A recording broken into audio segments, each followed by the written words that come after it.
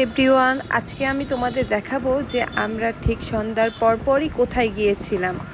আসলে আমরা গিয়েছিলাম সিওপিসে ফুচকা এবং চটপটি খেতে।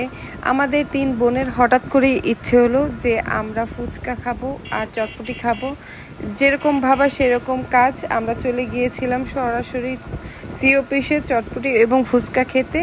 তো আমরা বাসা থেকে বের হয়ে প্রথমে একটি রিক্সা নিয়েছিলাম, যেহেতু এটা আমাদের বাসার একদমই কাছে, যেতে একদম 5 মিনিট সময় লাগে।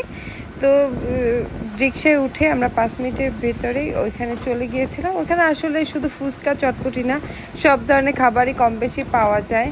তারপরে ওখানে আসলে একটি ছোট্ট বাজারের মতোই বসে। তো আপনার যারা পিরোজপুর আছেন তারা যেতে পারেন। তো দেখুন, কথা বলতে বলতে আমরা আসলে চলে এসেছি পিরোজপুরের সিওপিসের এখানে। তো আমরা এখানে গিয়ে প্রথমে ফুচকা এবং চটপটি অর্ডার করে দিই, এবং ওইখানে যে সবথেকে মজার যে চটপটি এবং ফুচকা, সেখানেই আমরা যাই এবং গিয়ে ওখানে প্রথমে ফুচকা এবং চটপটি অর্ডার করে দিই। আসলে মানুষের যখন যেটা ইচ্ছা করে তখন সেটা করাই ভালো, এবং যখন যেটা খেতে ইচ্ছা করে তখন সেটা খাওয়াই উচিত আমি মনে করি।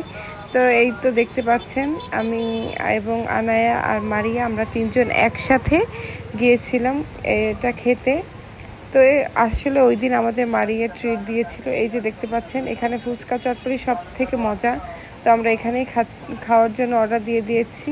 তো আমি খাবো চটপটি এবং মারিয়া ফুচকা খাবে। তো এই যে দেখেন, আপনাদের সকলের পছন্দের আনায় বুড়ি, মাশাআল্লাহ, আপনারা সবাই ওর জন্য বেশি বেশি দোয়া করবেন। এখানে আনায় বুড়ি বলছিল যে ও কি খাবে, আসলে এখানে দাঁড়িয়ে বলছিল এবং তার ছবি তোলার জন্য বলছিল। সে মাশাআল্লাহ অনেক বড় হয়ে গেছে, এবং কথা বলতে বলতে আমার চটপটি চলে এসেছে।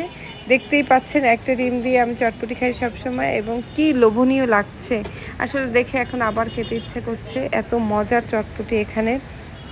এবং কথা বলতে বলতে মারিয়ার ফুচকার প্লেটও চলে এসেছে। এখানে ফুচকাটা তেমন একটা মজা লাগেনি আমার কাছে পার্সোনালি, সত্যি কথা বলাই উচিত। তো এখানে ফুচকাটা আমার কাছে তেমন একটা ভালো লাগেনি, আমার কাছে এখানে চটপটিটাই বেশি ভালো লেগেছে। তো যাই হোক, চটপটি ফুচকা খেয়ে আমরা আবার বাসার উদ্দেশ্যে রওনা হয়ে গিয়েছি। সবাই ভালো থাকেন, আর যারা এখন আমার চ্যানেলটি সাবস্ক্রাইব করেনি তারা অবশ্যই চ্যানেলটি সাবস্ক্রাইব করে দেবেন, এবং লাইক এবং কমেন্ট এবং শেয়ার করে আমাদের পাশেই থাকবেন। আল্লাহ হাফেজ।